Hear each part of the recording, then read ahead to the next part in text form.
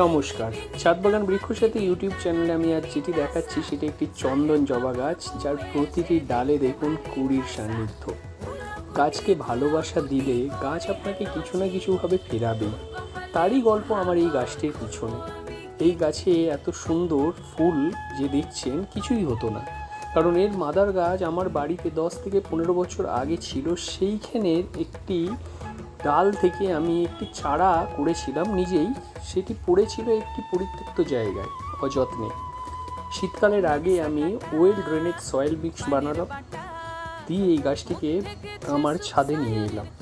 নিয়ে আসার পর গাছটি তেমন গ্রোথ ছিল না।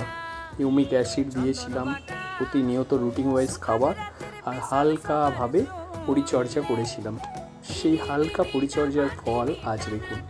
অর্থাৎ আপনি যদি কোনো গাছকে নিয়মিতভাবে পরিচর্যা করেন, তাতে আপনি ফল পাবেনই। সেটাই আমার এই চন্দন গাছের